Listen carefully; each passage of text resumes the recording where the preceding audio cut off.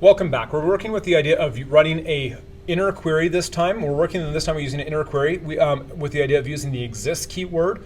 When we're working with the exists keyword, we're checking to see if anything comes back from a result. Do we get a row back from this? And so as you can see right here, I'm using the where not exists, which means I'm not going to get a row back specifically. And you'll notice this is a little bit different. When you look at the inner query right here, I have that select X from enter. And so that X is just pretty much it's useless information. I'm just going to grab X's for every single value I've gotten. That 226 is right there. Oh, that's really quite helpful. No, it's not. But that's okay. I can even change this to be something ridiculous like this with the idea of silly right here. Let me grab that query right there. Boom. And I can have, obviously, I'm just getting the sillies back from that. And so I've got my lovely silly table results. Yeah.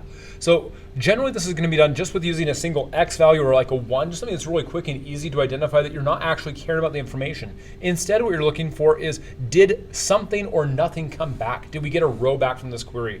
And we're doing this specifically with the idea of a correlated subquery. And we can tell it's correlated if we look right here at our lovely where clause. We have a reference right here to our inner table, in this case, enter.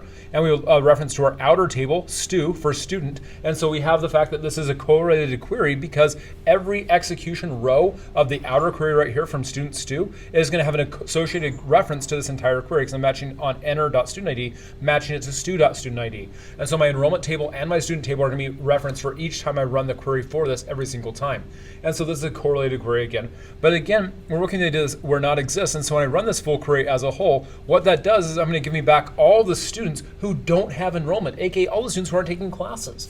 And this is something we do on a regular basis. I want to find all the people who don't have cells. I want to find all the people who haven't got the corresponding group of this or group of that. And so that where not exists right here in that correlated subquery right here, I can find all the people who don't match that query. And I use that right here with using that lovely X right here as my inner value that I'm selecting from that. And then I match that against the student ID on that to go from that. I can try that again with a different query right here and using the same idea with a different database.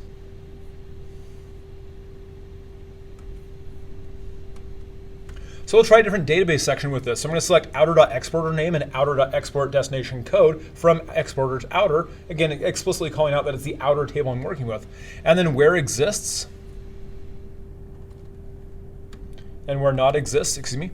And where not exists, I'm going to select X from cells inside. And again, I have my inside to export ID matches the outer.export destination code. So does my outer code match my inner code? And if they don't match at all, it means they have no cells. So I run this query right here, and I'm going to get, oh, I've got Romchik, Chaika, Gallagher, Schultz, Johnson, Campbell, Chan, and Mitchell are my people who don't have any cells on there. So it has their destination code over here in the right-hand column, as well as their name. And these are the people who don't have cells. When I change that over here to exists, I'm going to grab that right here, and my destination code for that gives the people who do have cells inside that table.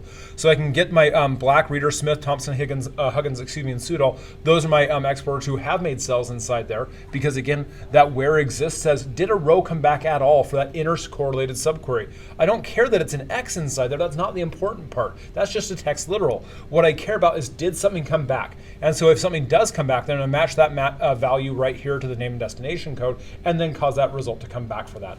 And that's where we use the idea of a correlated subquery with the exists keyword. If I use exists, it means there's a matching value. If I use is not exists, that means that nothing came back. And these are people who didn't have that quality. And it's a great way to identify information inside a database using those two different approaches to grab that. And it's a great way to use a correlated subquery. Thanks again. Cheers, and hope that's helpful. Have a great day.